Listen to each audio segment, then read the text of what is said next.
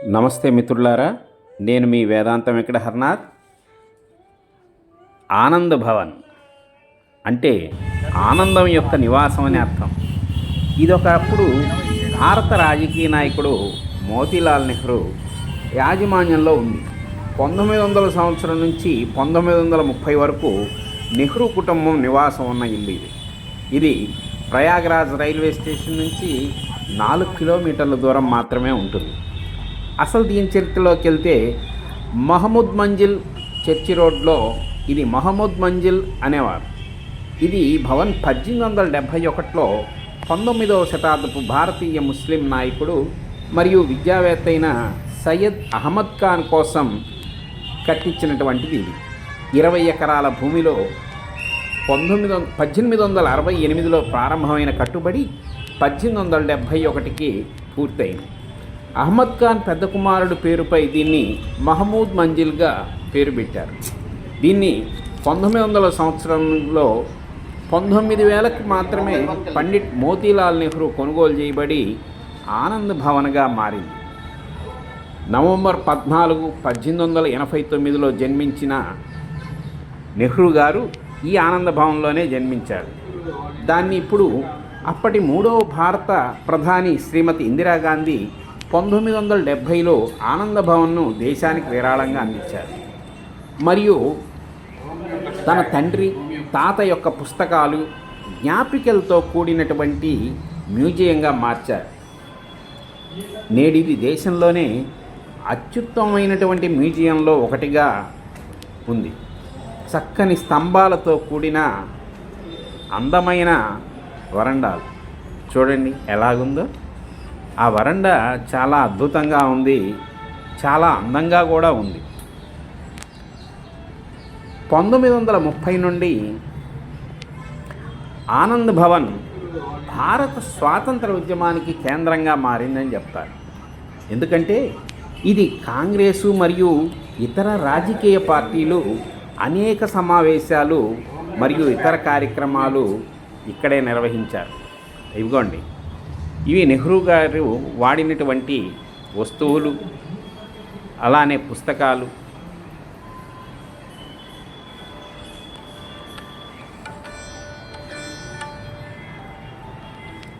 ఆ లెటర్స్, ముఖ్యమైనటువంటి డాక్యుమెంట్స్ కూడా ఈ మ్యూజియంలో భద్రపరచబడ్డాయి.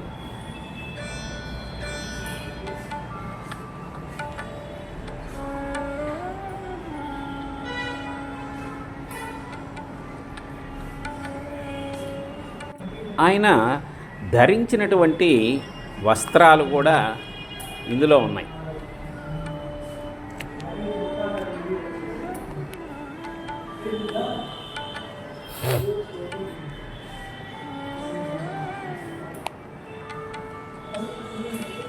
అలాగే ఇక్కడ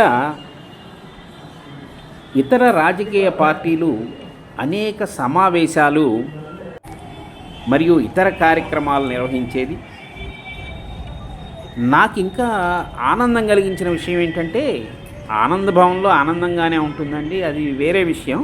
అయితే నాకు ప్రత్యేకించి ఎందుకు ఆనందంగా ఉందంటే, ఈ యొక్క ఆనంద భవన్కి స్వతంత్ర ఉద్యమ నాయకుడు మహాత్మా గాంధీ, భారత జాతీయ సైన్యాన్ని నడిపించినటువంటి మహోన్నతమైన వ్యక్తి, జాతి గర్వించదగినటువంటి వ్యక్తి, నాకు మరింత ఇష్టమైన నాయకుడు సుభాష్ చంద్రబోసు ఇక్కడికి వచ్చి నడయాడాడంటే ఆ నేలలో నేను కూడా నడిచాననేటువంటి తృప్తి నాకెంతో సంతోషాన్ని ఇచ్చింది.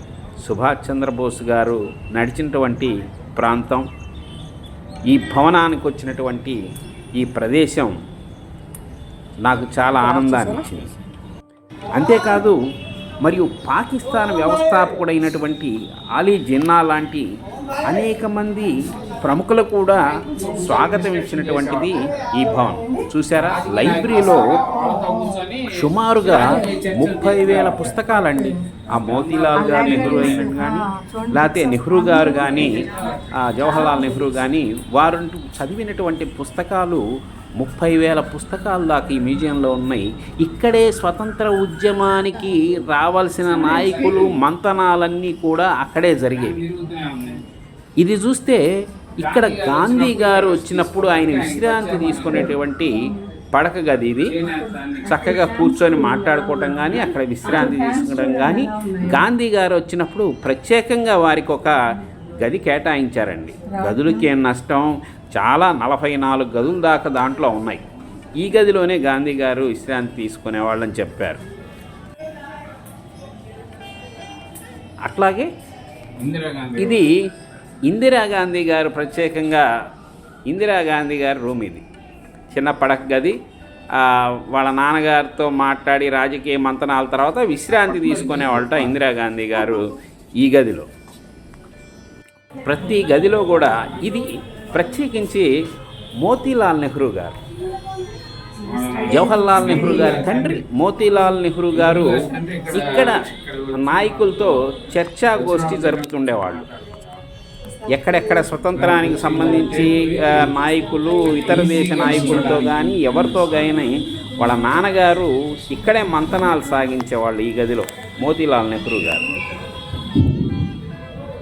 అట్లాగా అక్కడ ఉన్నటువంటి ప్రతి గదికి కూడా ఒక విశేషం ఉంది. ఇది